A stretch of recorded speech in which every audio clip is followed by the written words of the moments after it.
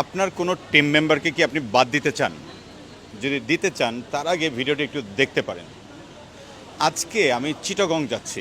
আমাদের একটা ট্রেনিং আছে, সেই ট্রেনিং করানোর জন্য AI integrated pharma sales leadership radiant ফার্মার জন্য। সো আমি যখন চেক ইন করলাম এয়ারপোর্টে, তখন হঠাৎ করে দেখা বাংলাদেশের একজন দুর্দান্ত লেভেলের লেজেন্ডারি সেলসের লোক, যিনি গ্ল্যাক্সো স্মিথ ক্লাইন বা জিএসকের ডিরেক্টর সেলস ছিলেন, জনাব মইনুল হোসেন। তো স্যারের সঙ্গে আগে ফোনে কথা হতো, হঠাৎ করে দেখে স্যারই আমার সাথে পরিচিত হলেন, আমিও স্যারের সাথে কথা বললাম। তো কথার প্রসঙ্গে উনি একটা বিষয় আমাকে শেয়ার করলেন যে ওনার লাইফের একটা গল্প।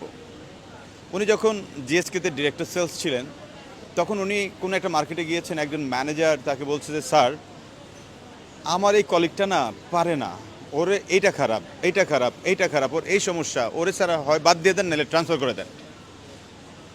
এটা শোনার পর স্যার বলে যে আমি একটা ভালো গুণ ছিল আমার, আমি সব কলিগদের কথা শুনতাম, কারণ আমি জানি শুনলে 50% প্রবলেম সলভ হয়ে যায়। এটাও আমি আমার কোনো সিনিয়রদের কাছ থেকে শিখেছিলাম।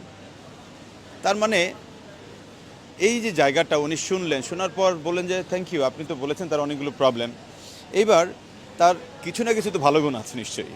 এই যে নেন সাদা কাগজ, কিছু কিছু ভালো গুণ যেটা আপনার কাছে মনে হয়েছে, এরকম কয়েকটা ভালো গুণ লেখেন তো। এবার সে কিছু ভালো গুণ লিখলো।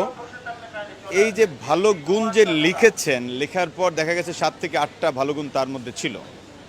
এইবার মনির স্যার তাকে প্রশ্ন করলেন যে আচ্ছা, আপনি কি নিশ্চিত একে বাদ দিলে নতুন যে আসবে তার মধ্যে এই 8টা ভালো গুণ থাকবে? বলে যে না স্যার, কিন্তু তো ওরে নিতে পারতেছি না, ওরে বাদ দেওয়া দরকার স্যার, আসলে ওদের হবে না স্যার। তো বলছে হ্যাঁ চলেন এটা একটা সলিউশনে আসি। ওর 8টা খারাপ গুণ আছে, তাইলে আপনি যদি 2টা করে গুণ ধরেন খারাপ গুণ, যেটাকে আপনি ঠিক করবেন আগামী 1 মাসের মধ্যে একটা স্পেশাল অ্যাসাইনমেন্ট নিয়ে, তাহলে কি হবে যে ওর নেক্সট 2টা খারাপ গুণ 1 মাসের মধ্যে সলভ হয়ে গেলে ভালো গুণের সঙ্গে যোগ হয়ে যাবে 10টা, খারাপ হয়ে যাবে 6টা। পরের মাসে 2টা ঠিক করবেন, তারপরের মাসে 2টা ঠিক করবেন, এভাবেই তো সে আসলে কারেকশনে চলে আসবে।